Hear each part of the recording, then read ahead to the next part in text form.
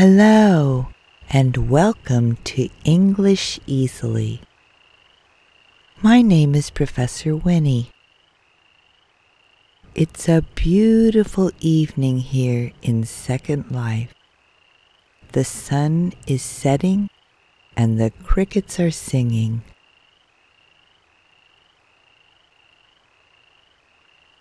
Poor Arturo. Earlier, he had tried to communicate with the IRS by mail with no satisfactory result.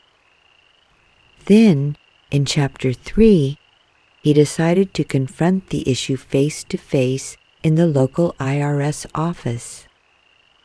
His honest attempts were still met with bewildering indifference and incompetence by the blind wall of bureaucracy.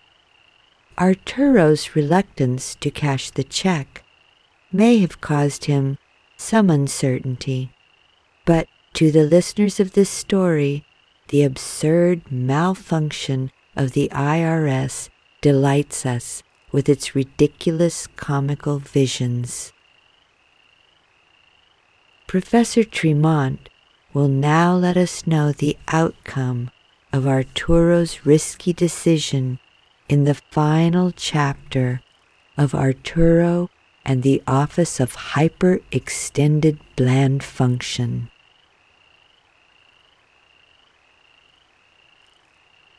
With the $161.38, Arturo spent a good portion on the party and invited the whole residential hotel to join him. Most of the 18 residents showed up at one time or another. There were buckets of ribs, super deluxe pizzas with everything on them, and potato salad. On the apple pies, Arturo squirted canned whipped cream because he knew that's how Americans like their pies. No Budweiser for this group, only the best would do. So he ordered a case of Michelob, the beer with the fancy gold foil on the bottleneck. Hot salsa rhythms from a boombox filled the hotel lobby, where everyone gathered. A box of cigars and, of course, a bottle of imported champagne rounded out the delicacies. The guests seemed to come alive in the usually quiet residential hotel. The born-again woman from room 202 arrived first with her two rowdy kids, who immediately began smearing chocolate cake in each other's hair. Mr. Chang, the blind man, brought his seeing-eyed dog, which proceeded to eat half a pizza, the only one with pepperoni. The young, nervous guy with the long, stringy hair smoked a joint and talked about some war battle which he may or may not have participated in. Angelique bounced in wearing a miniskirt, wig, and purple fingernail polish.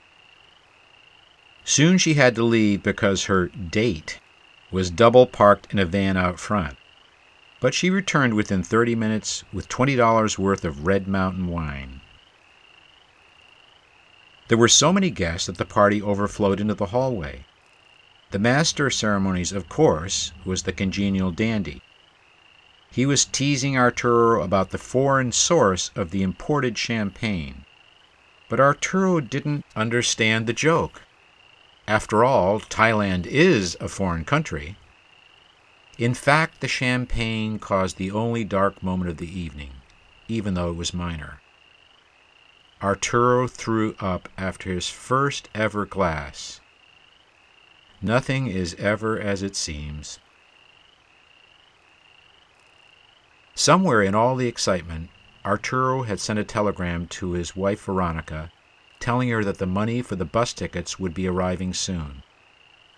Wouldn't she be proud to receive a telegram in a village where only the chief of police had ever received one before? So, no matter what repercussions might come down from the IRS, there was more than a little joy on Guerrero Street and in the Santa Marta Mountains of Mexico that night.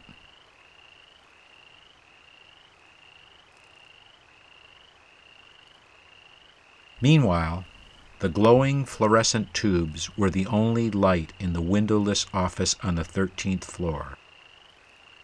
Joe Smith labored over a stack of papers at his desk in the IRS building, Office of Reverted Transleptical Mobility, Washington, D.C. It was almost quitting time, and Mr. Smith couldn't wait to get to his Friday night bowling match. "One more case and I'm out of here," he said to himself. The folder he started to review was about someone named Ramos in California.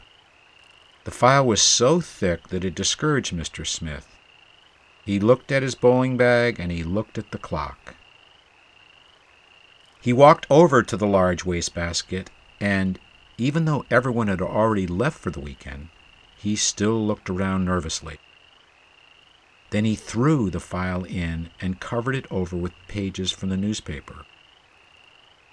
On the bottom of the wastebasket was stamped, "Cylindrical Refuse Receptacle, BS-74, property of the United States government. Do not remove." Joe Smith left his office a little early, making sure to turn out the lights.